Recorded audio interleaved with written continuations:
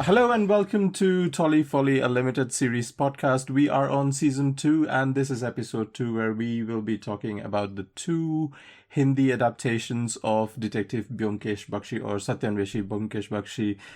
I'm as always joined by my co-hosts Amrita and Beth. Hello. Hello. Hi, Sujoy.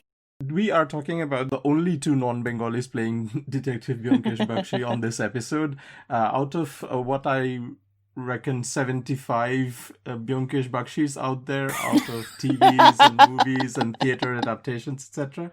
I saw this on like an interview with Dibakar, Banerjee and Sushant Singh when they were promoting this movie, and they were quite nervous and also excited when this movie was about to get released. So we will be talking about Dibakar Banerjee and Yash Raj production 2015 movie called Detective Byomkesh Bakshi, and later on in this episode we will be talking about the much loved 1993 show by Basu Chatterjee and starring Rajat Kapoor as Byomkesh Bakshi. So kicking off the show, we will be talking about the Sushant Singh movie. Beth, over to you for the plot synopsis. One of the things I noticed on this rewatch is just really how this is such a great example of my favorite micro genre within Indian cinema, which is looking for things in Calcutta, which this whole podcast series is really. But one of the things that's notable about this film, I think, is that everybody is looking for things in Calcutta and not just the detective. Yeah. So often in detective stories, the detective is detecting and other people are evading, and that's their primary motive. And that's not true here. There are a lot of people looking for a lot of things, and that's one of the reasons it's complicated. Okay, so first of all, we have the World War II setting with ongoing Japanese attack on Calcutta. We have the Indian independence movement. We have opium smuggling with links to China, and we have Ajit's missing father. Those are the four, I think, most major things happening in this, and they kind of ebb and flow with importance.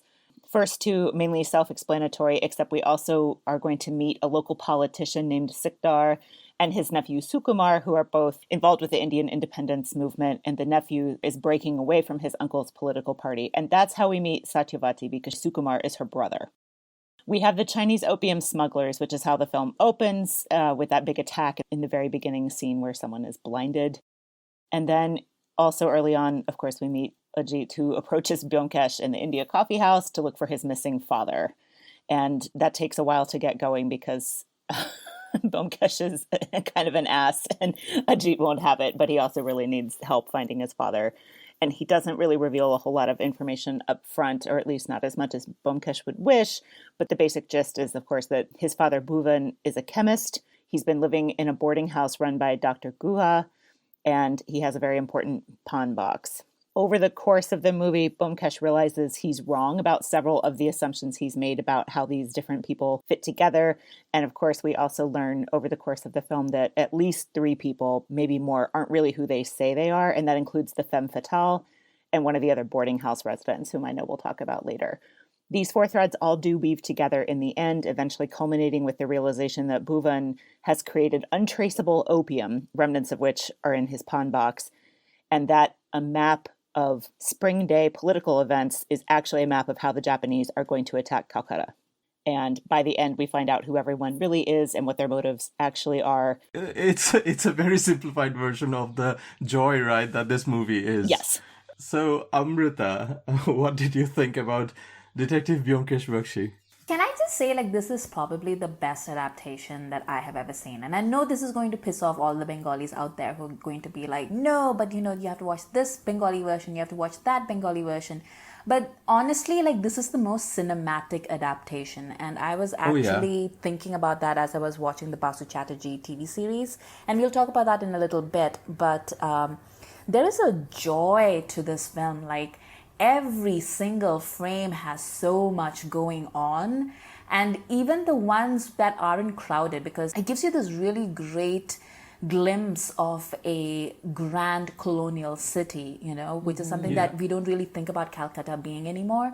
And I'm talking about Bengalis too, you talk to a few Bengalis and they love Calcutta maybe, but they'll also talk about, how it can be parochial, how it can be this sort of shabby, dilapidated city that's sort of falling into rack and ruin. But you see the vibrancy of Calcutta in this. It's not just a crowd, but it's a teeming city that is bustling at the heart of an empire. And I think that's what Dibakar really does. Like, he really brings Calcutta alive as a colonial city. Yeah. Beth and I have talked about this before, I think, in that we don't often talk about how Calcutta must have been a really cosmopolitan city back in the day. Yeah. And you really get a sense of that when you're watching this film, like the Japanese and the Chinese and the Indians and the British. And you see a little bit of every single one of these people's culture. And you see like everybody sort of melded in. There's no explanations of like, oh, like this person is Chinese, therefore they have like this certain thing going on and this is part of their culture, or this person is Japanese and why do they have a temple in the middle of the city? It just is, it's a cosmopolitan colonial city. And Calcutta for a great many years was like, it was basically the premier city of the British Empire, which is something that a lot of people forget or don't really know. And you see a lot of that in this film. And it's a very Calcutta film, but it's a very unique Calcutta film in that it shows you that. It's the most cinematic version of Byomkesh's story. I think it comes with what it can afford to show. It comes with the Yash Raj production backing it. So he just let it fly. And I've watched a lot of making interviews and post-production when they were doing the publicity of Byomkesh Bakshi when it's about to release. And Dibakar Banerjee said, this is my imagination of 1940s Calcutta, what I had when I was 14 and reading through the pages of Sir Dendu. This is what I thought, because and like he's trying to fill in the gaps with all the production. And in most of the adaptations of Byomkesh's story, we don't get to see the environment that the stories were set in. It's all pretty much indoors, or he's traveling through trains or tangas, and then he's in a haveli, he's talking to zamindars, but we don't get to see the political environment that the story is set in. I don't think I've seen a British person in a Byomkesh story when actually the Byomkesh stories have ranged from 1930s to 1970s. So it sort of chronicles that whole era. And this is probably the only one. And again, like, I don't want to cause any offense, but the Bengali versions have an inherent Bengali quality to them in that they are, they're like, these are basically pulpy novels, right? Like if you're writing, a detective novel, that's genre fiction, and it has like a pace to it. And I've heard people who have read the books and they talk about like how exciting it is and how scandalous it could be, and you get that idea of it. But then when it's adapted to film, they try to elevate it. Do you know what I mean? Like they're trying to make like cinema out of it.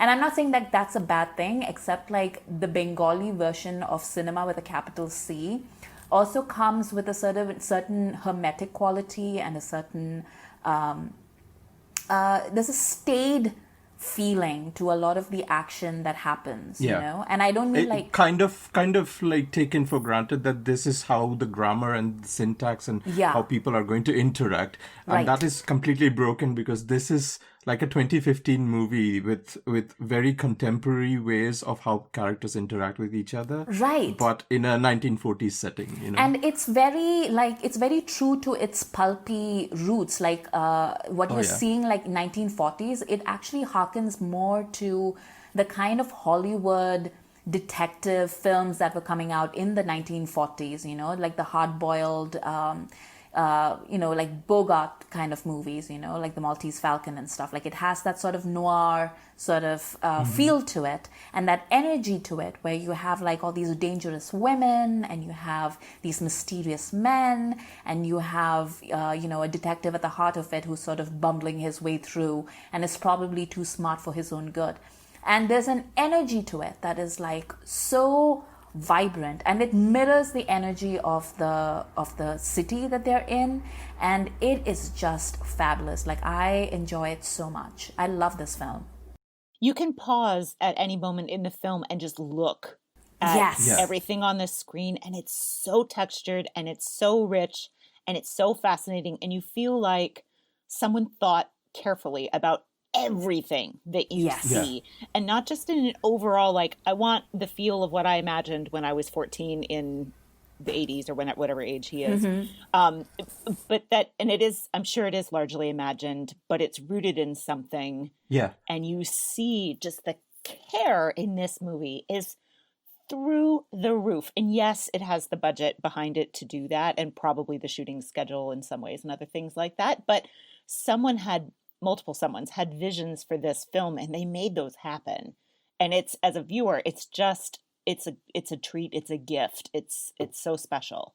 Yeah, in the making, they talk about how they recreated, how they made like actual live locations era appropriate by aging buildings and bringing back old trams and washing the streets and making sure that the boardings are of products that are available in the time, etc. And like those are definitely Easter eggs, as you said. You pause a frame and you can point, and everybody is on a hunt of their own.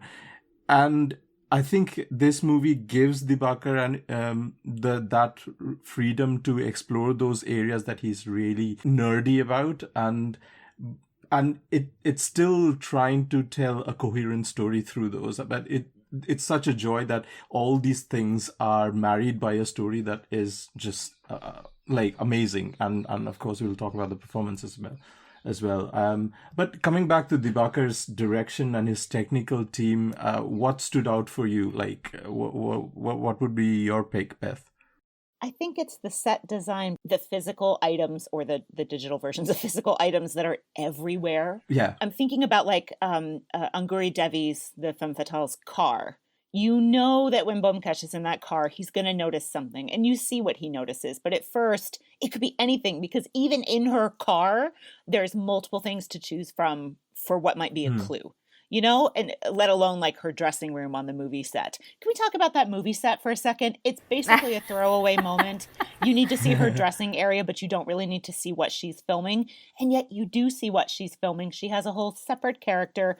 There's music that goes with it. She's acting like that wasn't necessary, but that's the kind of world he wanted to create, where there was something to see everywhere. She's this femme fatale diva, show business kind of character, and she's playing a devotional Mirabai kind of a role in the movie. Completely sort of tells, even like Dibakar in his own interviews, he says that Swastika Mukherjee is definitely not like how Anguri Devi is in this, and she's just like brilliantly playing a completely detached character of like how she is in real life. And I guess that underscores the fact that she's an actor, right? That Anguri Devi can project one face and then act in another way, which becomes more important later. But it's like, it doesn't have to be there, but it is there, and it's so great. Yeah.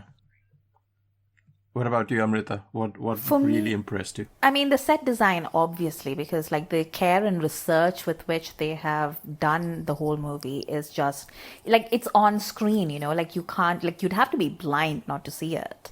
But the cinematography is fabulous.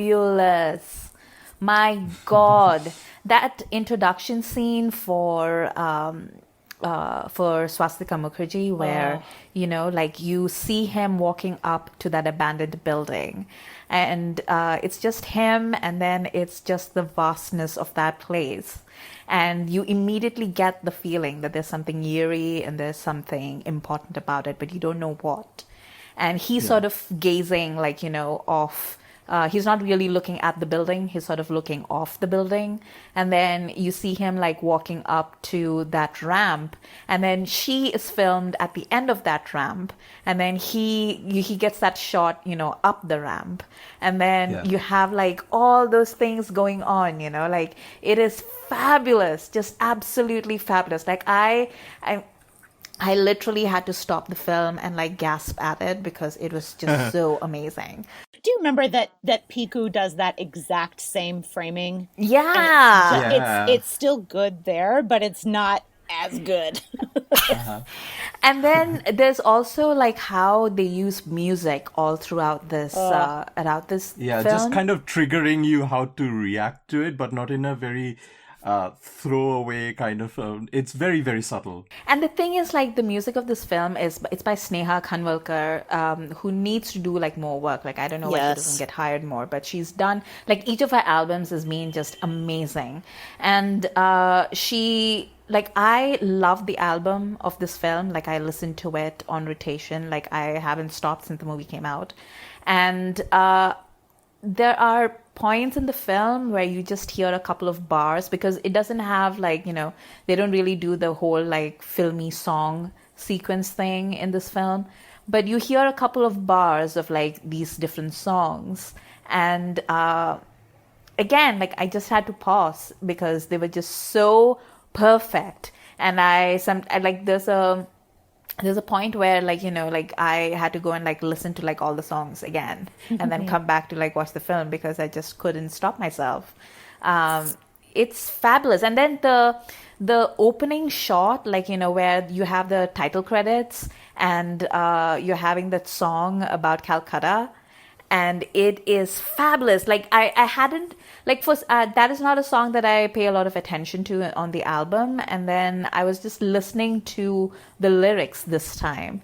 And I was just, like, this is how good this movie is. I sat through the title credits. I usually always skip through the title credits unless it's something, fantastic.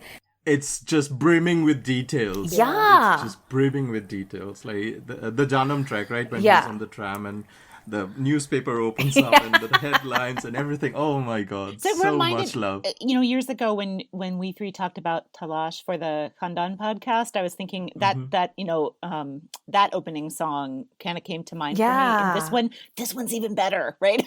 There are other people who do similar things, like that one too, kind of set the noirish mood and whatever, but this one's better. It's so good. So much better. I would like to add, like, the cinematography as well by what's his name, Nikos Andritsakis. I'm hoping I have not butchered his name, but like, I try to dabble in photography, and I know how much challenging low light photography is, and because this is noir, the exposure is way lower, and there's lots of scenes set in those dark alleys and the dark Chinatown restaurants, and the lights are harshly lit. There are harsh shadows everywhere, and it's amazing to look at. And like, the aesthetics of noir in this are spot on, and those were my big highlights of this, along with the music that accompanied all those scenes. I would like to quickly talk about Dibakar's filmography. I think, Beth, you mentioned how I think I read your review a long time ago on your website, bethlovesbollywood.com, for those who are listening. You said about how his movies are very male-centric, and how even in Byomkesh Bakshi, Satyavati and Anguri Devi are just side plots rather than why there is not more of them. Would you like to say more about that? Yeah, I mean, I was thinking about that this time through as well. And the women who are here feel fully realized and all. But this is, again, a director who doesn't seem particularly interested in women characters. However, those four, the 3-4-part director projects through Netflix and all have expanded that in a way that is that I find, I don't know, that helps with that a little bit. Although I haven't seen the Ghost one because I'm too scared. But I do think could he have made more women characters? Sure. But at least he did something with the ones that he had. Yeah. Looking at his filmography, Khosla Ka Ghosla, Oye Lucky, Love, Sex or Dhokha, Shanghai, Bombay Talkies, which was kind of a collab again, and then Byomkesh Bakshi. I think this was his biggest, last big movie. Yeah. And then we had Sandeep or Pinky Farrar, which was supposed to release this year. I don't know where it is right now, but I don't really have any hopes from that movie, which is kind of sad because, I look forward to Dibakar Banerjee really eagerly. Oh, yeah. I mean, he's my favorite working director for sure. Mm. And yet we haven't seen a good, a feature-length movie in a really long time from him. the reaction to this movie seems to have been a real issue. And I wish that weren't true. I would love to see him get to do more stuff with his Yash Raj money. Yeah. I mean, Yash Raj acquired all the Hindi rights to Byomkesh, all the 34 stories of Byomkesh for Hindi movie. That's promising. But then all the disasters that have happened since. But, you know, wouldn't it be interesting for them to approach 2 or 3 other directors and say, you each get one and make their own little set, but it's done really differently. Kind of like someone might do a season of Shakespeare adaptations or something, right? It'd be great to do a slate of Byomkesh adaptations by a whole bunch of different people. And let's, you know, like bring in, you know, one thing I'm not aware if there are any South Indian adaptations of Byomkesh at all, even on stage or anything. Like, let's do that. That'd be interesting. I saw this interview with Anupama Chopra, who brought in Dibakar and Sushant, and Rajat Kapoor was also on that panel just before the release. And towards the end of the interview, Anupama asked, "What are the future plans for Byomkesh? Are we going to see a sort of a franchise being kicked off? Kicked off from this?"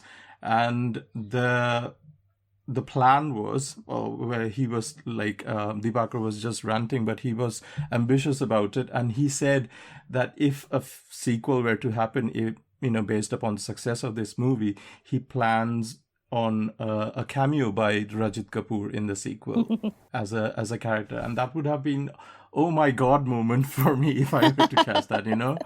I'm so bitter that there wasn't a sequel to this film. Like, I was just watching it all throughout, and I was like, this is an amazing origins tale, because we've seen like different versions of the origins of Byomkesh and other versions. Yeah. And this is by far the best. Like, it really, really tells you who he is.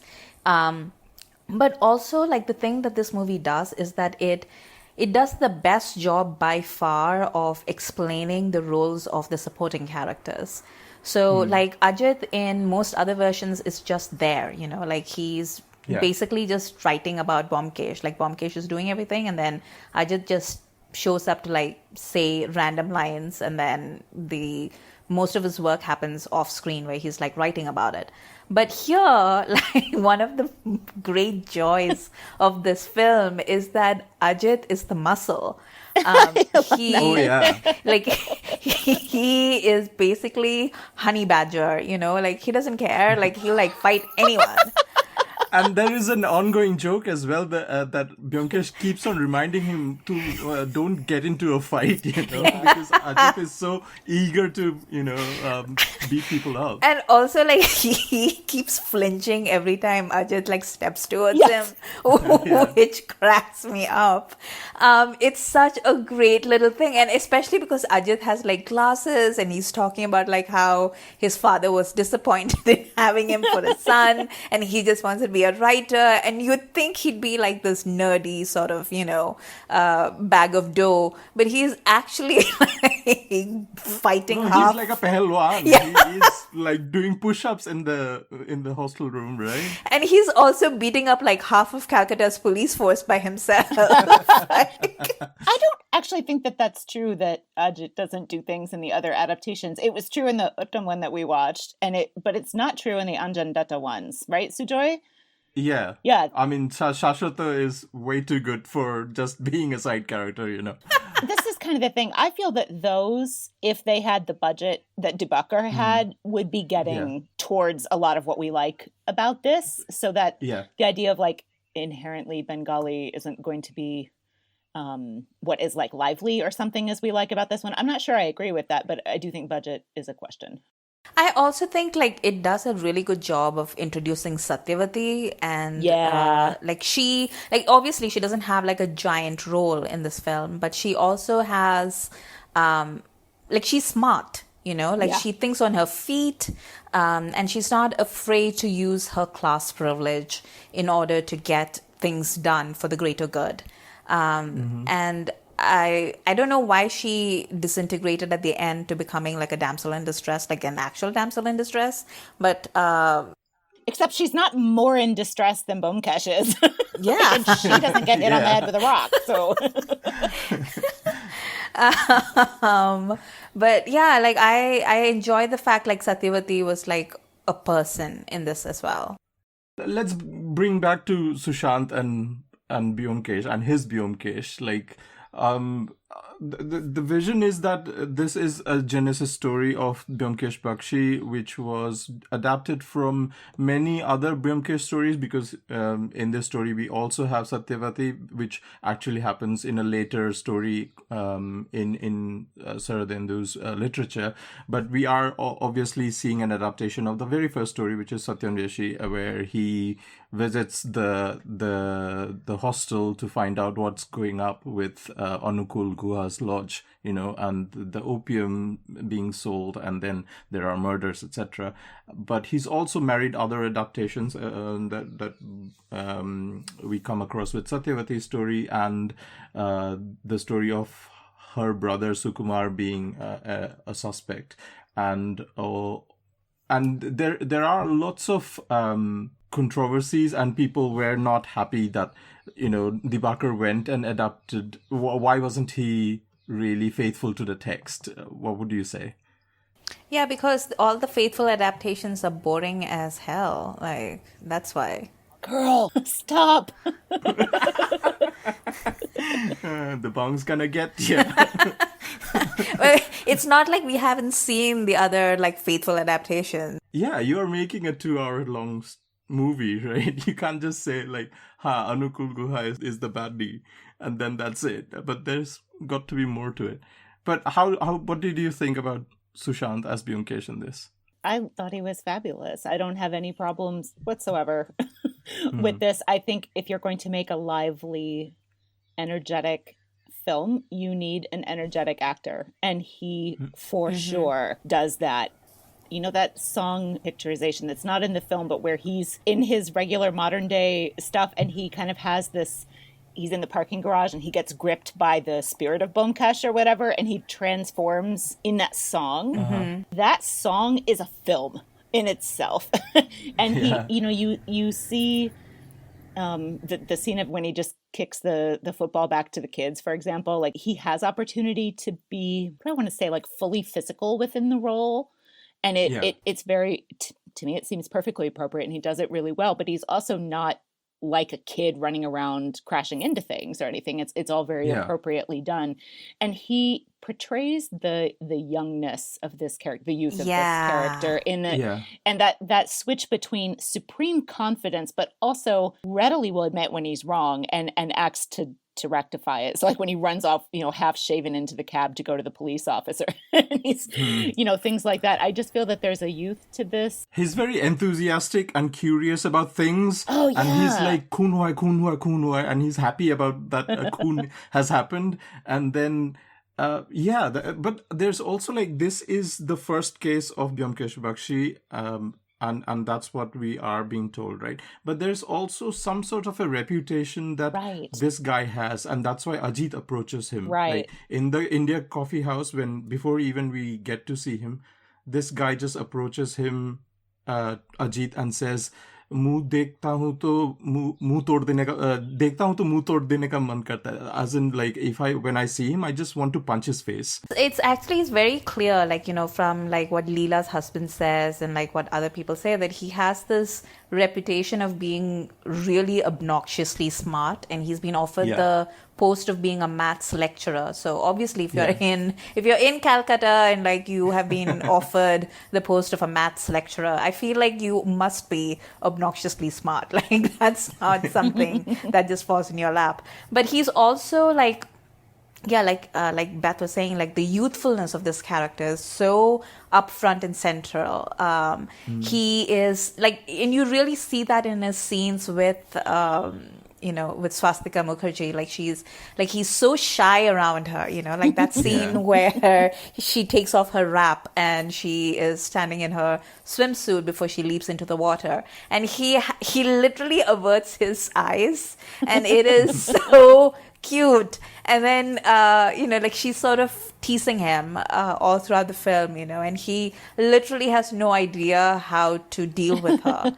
And he is sort of like half in love with her as well, because she is this older woman towards whom he's not just attracted, but he also wants to save. And he has all these complex feelings. And Sushant is really great at portraying those things. He is cocksure, and he is tactless, and he is shy, and he's unsure, and he's idealistic, and he, that point where Anukul Guha figures out that he's lying to him at their very first meeting. Oh, so good. And Sushant, immediately, says, oh, he's so impressed by the fact that this man figured out, his lie within, 30 seconds. Yeah. He's like, I've got a counterpart now, Yeah. You deserve to be my friend, something like that. And in a great many ways, this film sort of suggests that Anukul Guha is basically Byomkesh's mentor, and he teaches him to think in a real life way that nobody else has up to that point. It takes a very classic, protagonist versus villain dynamic, and then turns it on its head and turns the villain into a mentor for the protagonist and sets him up for the rest of the series. So I really, really enjoyed it. I love that dynamic between the two of them. And I thought Neeraj Kabi and Sushant Singh Rajput, both of them have this amazing chemistry between the two of them. Every single scene that they were in together, I couldn't take my eyes off them. Yeah, so good. Well, let's talk more about Neeraj Kavi then. Obviously this movie came out in 2015. We have tried to keep it as spoiler-free till now, but we can't discuss Neeraj Kavi without obviously going into the spoiler territory. So over to you, Beth. What did you think about Neeraj Kavi? I think this is the first film I remember seeing him in, and he's truly wonderful. I was just reading this morning that apparently Aamir was considered for this role, and he chose Doom 3 instead, and I think we can all be glad about that. I don't think that would have worked. I don't know enough about the differences between film and theater acting to really say this with confidence, but I do feel he brings some sort of measured stage presence to this in a way that makes sense for, like Amrita was saying, a mentor, an elder sort of figure, not all that much older in years, but the knowledge that this character has and how it drabbles out over the course of the film, and all the different things he pretends to be and all the different ways he acts, to go from this sort of mild-mannered doctor trying to save a freedom fighter with a walking stick, right, to being completely unhinged at the end of the film. The villain is really fantastic. Also, what Amrita would add on her behalf, I would say that Neeraj Kavi is taller. Which makes a lot of sense, right? I think that's what it is. As Anukul Guha, he's walking with the stick so that he sort of slouches and everybody thinks he's kind of a vulnerable old man. But when he just takes it off, the whole other persona of young one. Well, yeah. And I love the this sort of dastardliness of pretending to be a freedom fighter when you're really an opium dealer. That is the ultimate betrayal. One of the things I thought about this time that I hadn't really noticed before is that the corrupting influence comes from the East in this film. So you have Japanese attack and you have Chinese opium. And India, of course, is also trying to get rid of the British. So it's like this quest for independence from several different directions.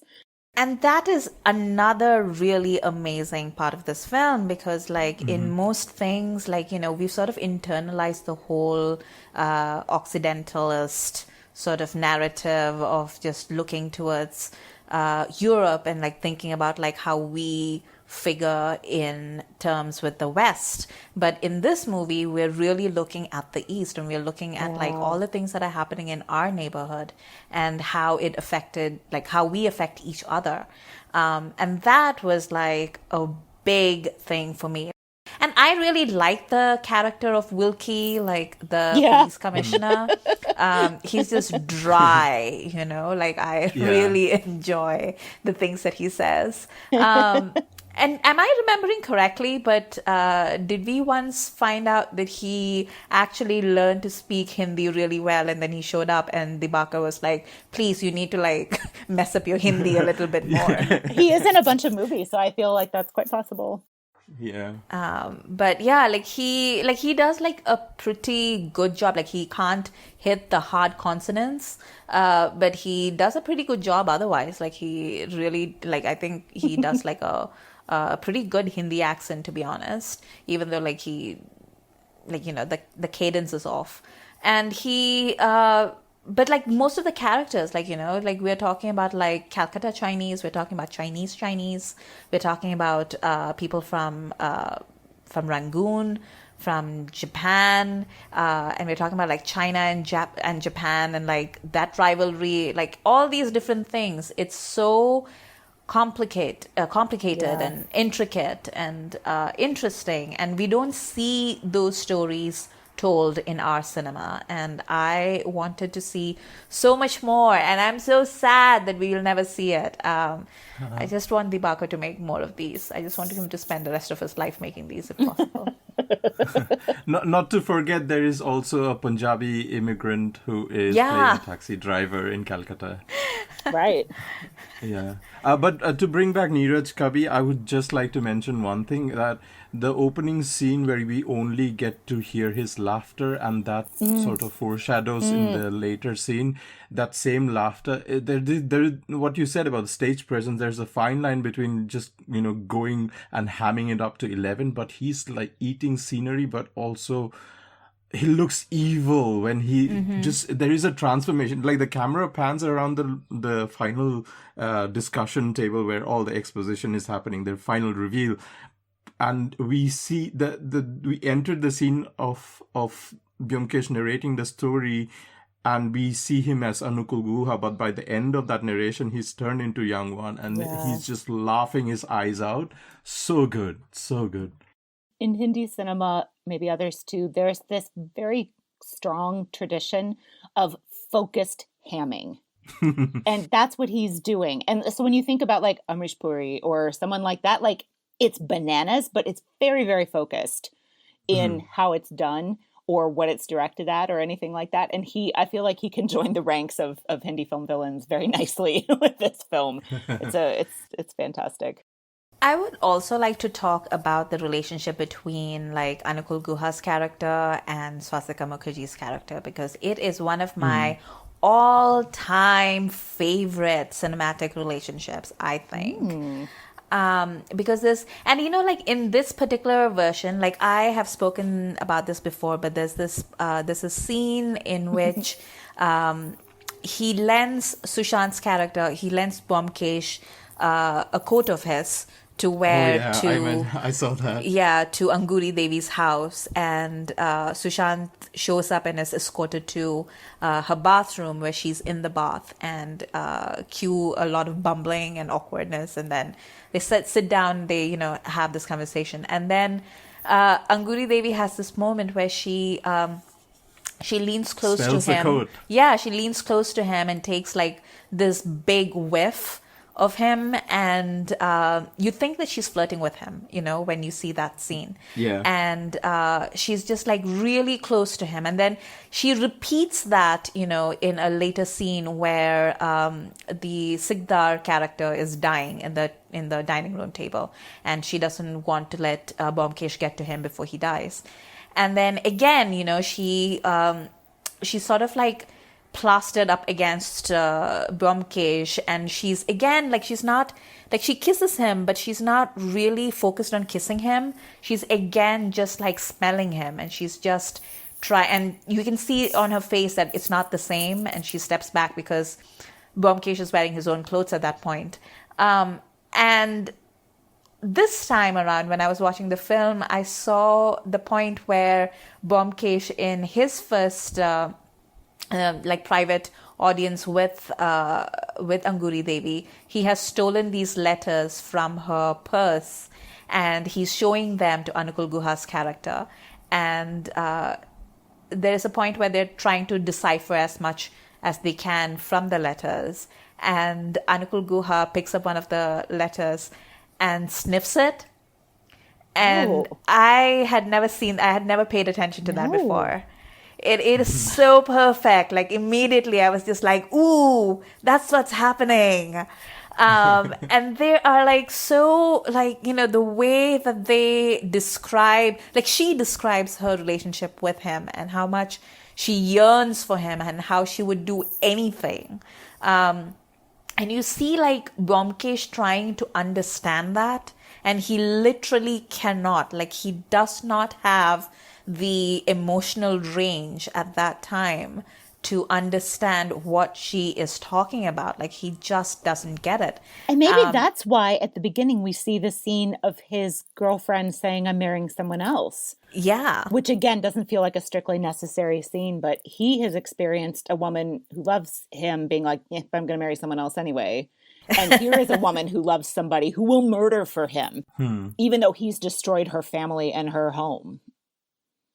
It's so but amazing. Also, like, do you think by the end Anguri Devi has sort of had a change of heart, or she's like, I've lost all, I have nothing, I just want you to change for the sake of me, otherwise, No, because like for me, like when she says that to him and then, it ends in tragedy, like she literally was hoping, because she's had that moment where, she's basically enthralled to this man, right? Like she is absolutely emotionally and psychologically dependent upon this man. And she still has that hope that they can have a happy ending. And then what happens, this is what, and to me, like, this is why she says that line to Byomkesh earlier while Sikdar is dying, where she says that if it wasn't for you, none of this would have happened. And I think that is what happens to her at that ending scene.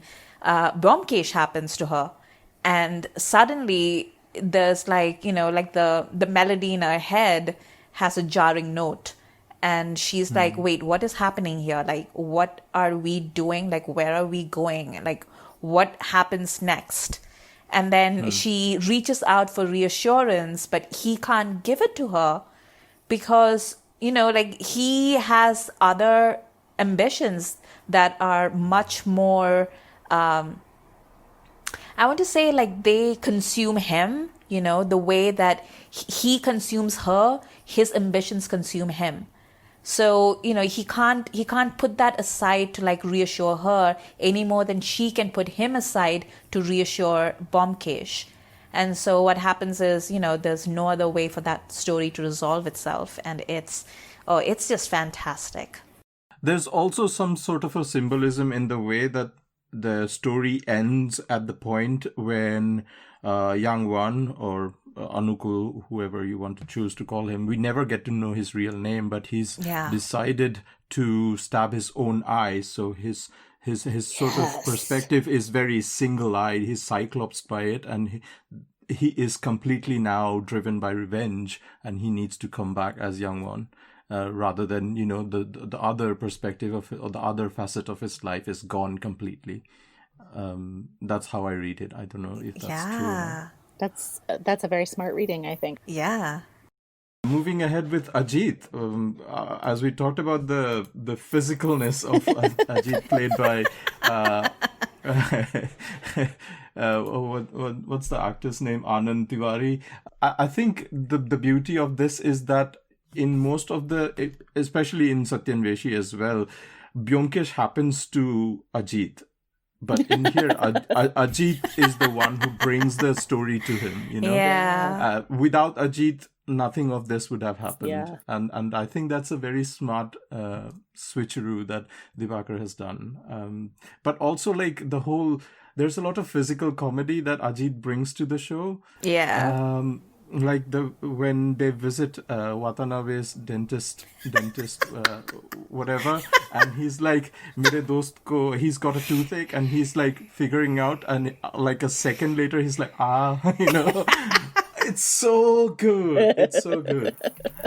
But also, like, there's this very sweet moment where, Byomkesh is high off his tits, and he wakes up Ajit in the middle of the night, and then, like, very sweetly, like, curls up in his lap and goes to sleep. And I thought, like, that was, like, really sweet, and it did, like, a really good job of showing their friendship without making it, like, creepy and weird, which a lot of adaptations do, in my opinion. And he also asks, like, do you think Satyavati is beautiful? Yeah. I have thought many times on watching this that there's something about the sort of Uttam Kumar look that has been put onto this character. And especially in that dhoti tying scene when he wants to go to the movies, I thought that was so funny. And there's something, I think it's his hair, because obviously the glasses are different, but there's something about the way they've styled that actor that reminds me of the more Bhadralok sort of vibe that we get in other adaptations of he's a Byomkesh. Banerjee, right? So he's a Brahmin, and so, like, I think at this point Amrita would shout, "Put on your shirt, you naked boy!" No, but that was actually really funny, where, like, Satyavati shows up at the lodge, and all the And men, everybody's covering up. They're all scrambling. and all the men are just like, no. And like, a lot of comedy also comes from Puttiram. Which is as essential to the plot as anything else. He's like the shaken mess of this whole track. Let's talk a bit about Kanai, played by Mayank Chang. Beth, would you like to say something about him? I just really like that character, and I like his sort of quiet competence. That the first time I saw this, I had no idea that was coming. That was a nice reveal for me, and I like his sort of easy breeziness about, like, Indians can't say my name, so this is what I call myself. Things like that. It's very.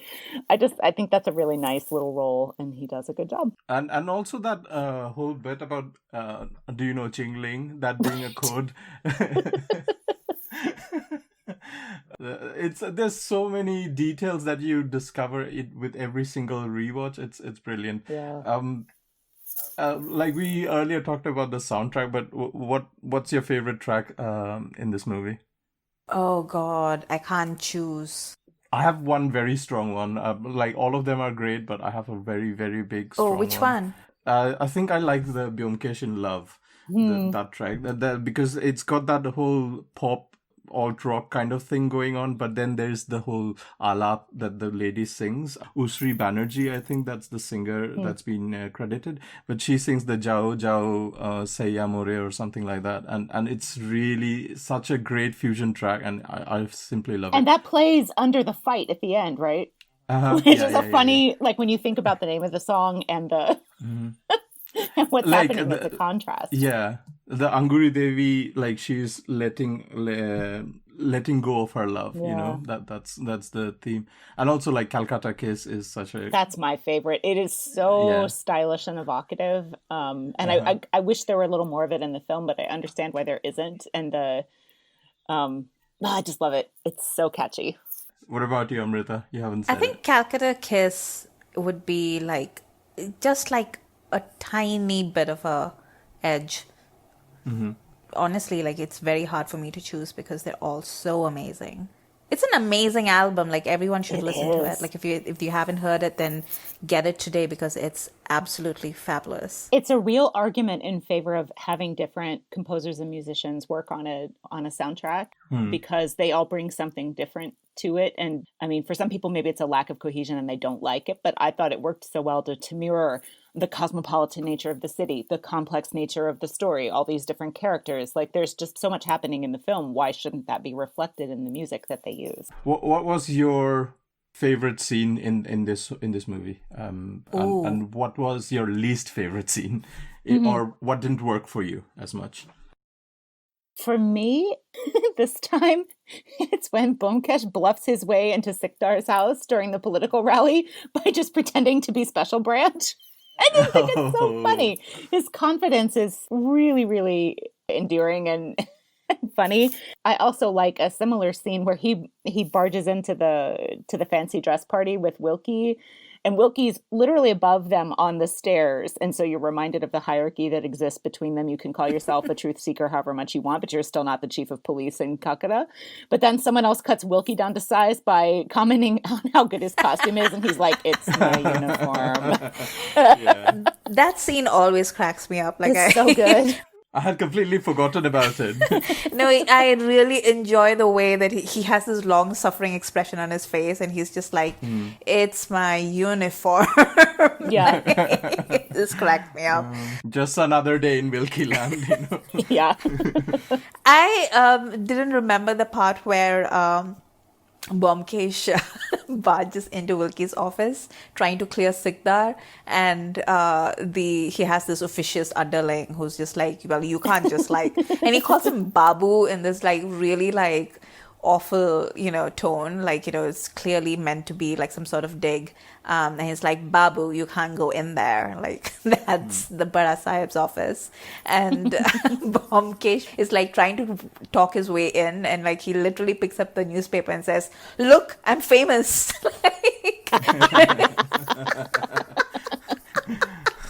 But it's like there's so many like tiny little scenes in this film that just that every time you watch you have like a different favorite.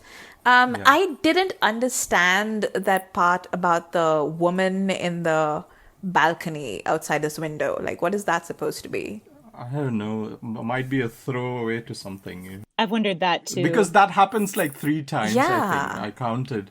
I didn't see it, paying off, why that scene is included. Yeah, me either. Like, I was just like, I was waiting for it to like lead up to something. I thought that maybe I'd missed something. Like my favorite, I think we've already discussed one of them, which is when Byomkesh comes to the lodge and he gets to, like, we are introduced that he's afraid of blood when he sees the youth student getting his bandage done by Anukul Guha, and B, like, we establish the relationship straight away that Anukul Guha is way smart and out of his league, and he gets to realize that, and that's just brilliant, and how he deduces it.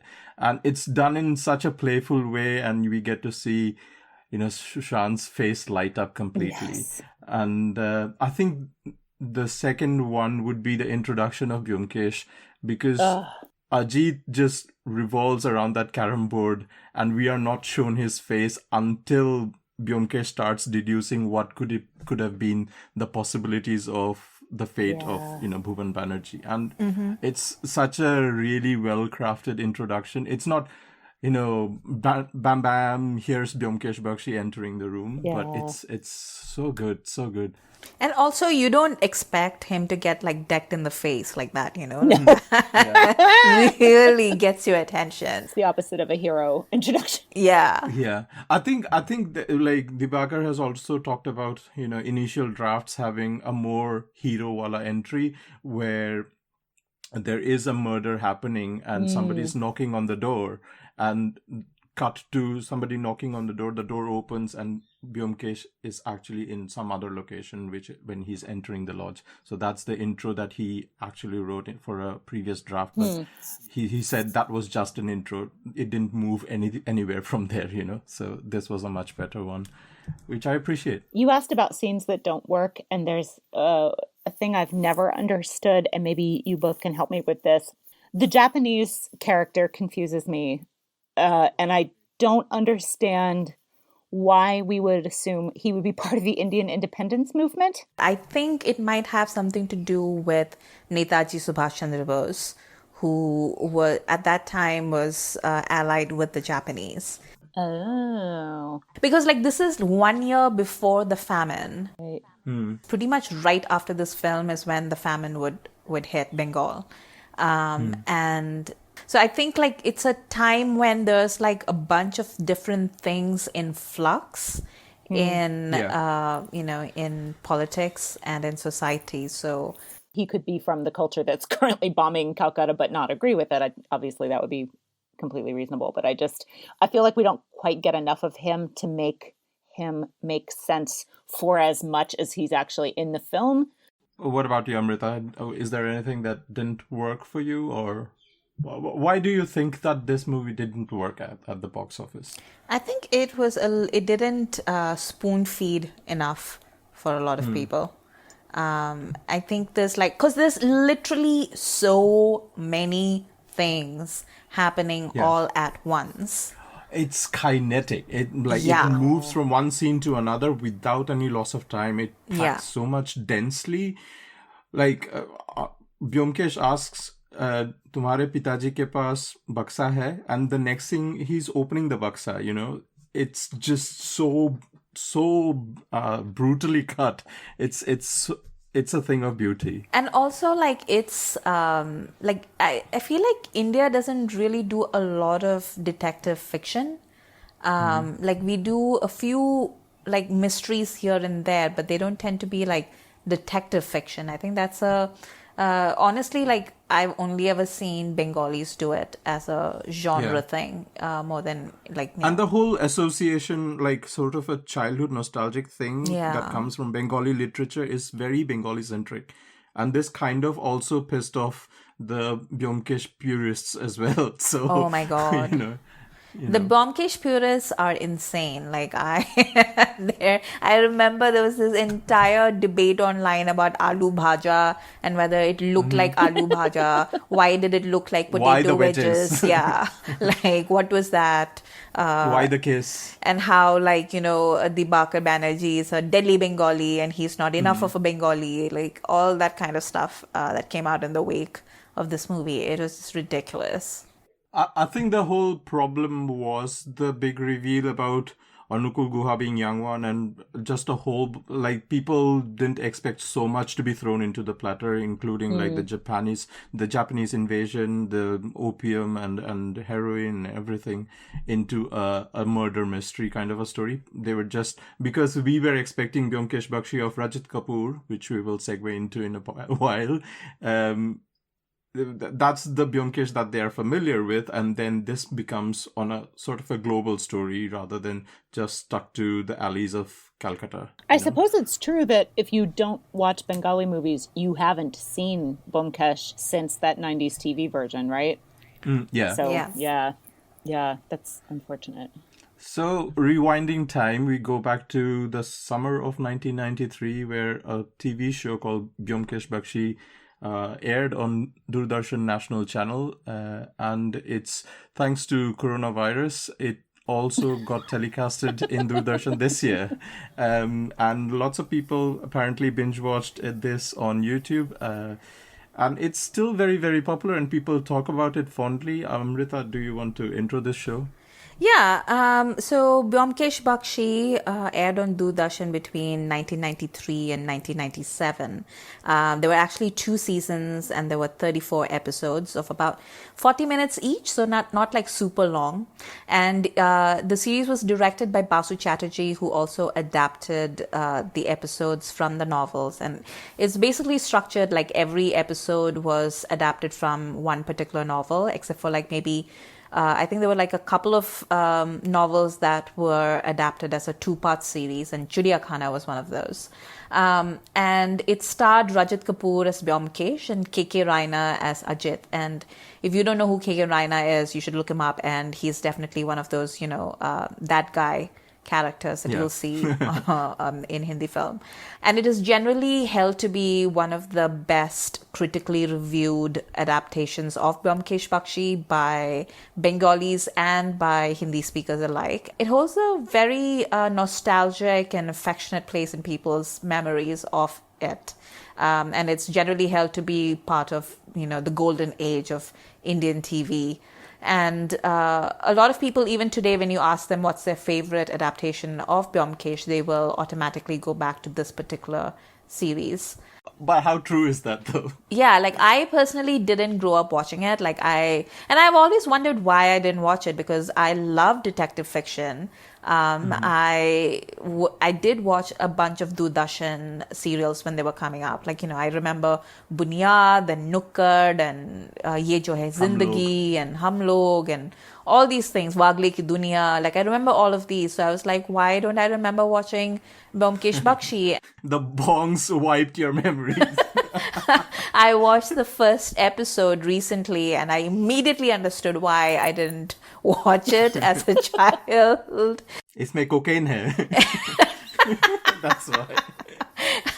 I wish, because then at least it would have had like a little bit of energy to it. I'll tell you what was interesting about this series to me. I really appreciated the fact that it showed the inherent nuttiness of a young amateur detective going up to the police and being like, hey, I'm going to help you solve a case. Like, and the police just gets convinced in 2 sentences. You know, what a wonderful world we live in. And it's a deeply insane, like, you know, the idea of a gentleman amateur detective.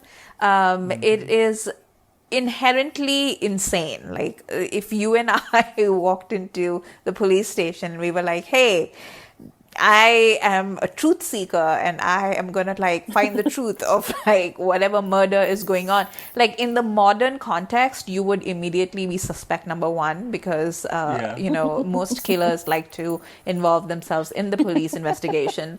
I found that out by watching Criminal Minds. Thank you very much. But you have to have a certain amount of self-confidence and delusion, to be frank, to basically set yourself up in that way. But he also, like, the fact that Byomkesh doesn't describe himself as a detective and then like calls himself a truth seeker. I mean, how pretentious is that? And he's a very privileged Bhadralok, you know. Yes. And he's like a dhoti wearing smart ass, and he can afford that. I think like one of the things that I really enjoyed about that scene at the police station in the film is that when the English policeman asks him, are you a detective? And he starts off by saying no, because, you know, he's a truth speaker. And then he realizes it'll be completely lost on this white person. And he's like, yes, I'm a detective. And it's just an amazing little piece of like cultural clash. But yeah, like I didn't really care for the TV series. I'm sorry. I grew up watching it, and so there's a lot of nostalgia attached to it, obviously. And also the whole theme music, which is done by the late Anand Shankar, is stuck in my memory as one of those, you know, early childhood memories of, you know, TV show tunes, you know. It's kind of electronic, but also not quite modern. There's like dholaks and mridangams playing. It's out there. And I think the beauty of Byomkesh Bakshi, why it is, you know, why people consider it such a favorite, is because of Rajat Kapoor. He's such a great actor, he's a great narrator, and he makes it so easy for people to consume information. Everything else that surrounds the show, from the way it's being shot to the bad sound editing, the camera angles, the lights, everything is completely just retro in a way, in a very bad way, and it's not aged well. I think that's the problem what I have. Even when I see the Chiriyakhana episode, the actors, there's a lot of actors, as we have discussed in the Chiriyakhana episode, and all of them are bad. All the supporting actors are bad, you know. Like, barring Rajat Kapoor, who is just exceptional. He is Byomkesh Bakshi for a lot of people, and that's why we hold him in such high regard. But the show by itself, like the Anukul Guha episode, which is the first one, Satyanveshi, and when the reveal happens that Anukul Guha is the murderer, there is a scene where Byomkesh and Ajit catch him red-handed, right? And he's got a big knife trying to stab, but it's not Byomkesh's corpse. And he's stuck in that frame for like a whole 5 seconds, you know? Stuff like that, you know? Like, Byomkesh is explaining. And it's like literally a meat cleaver. Like, it's not even like a stabbing knife. Yeah. And there's this another trope of like Byomkesh is able to tell who's entering his flat just by hearing who is walking, you know, up the stairs. And the sound editing is so bad that they have actually inserted sound recordings of someone walking on heels or on, you know, a leather boot or whatever. And Byomkesh is like, yeah, that sounds like a Puttiram is coming or whatever. Yeah, things like that just take you out of that whole experience of being in a detective story. It's very leisurely paced as well. Beth, did you watch any of the episodes? I watched about 10 minutes of that one, and I just... My relationship with Indian television is the direct opposite of my relationship with Indian cinema. It just doesn't do anything for me here and now at all. Nostalgia is a funny thing because, like, I remember, when I was little, because I grew up in Delhi, we used to get Pakistani channels. And I remember watching, like... We used to get Bangladeshi channels.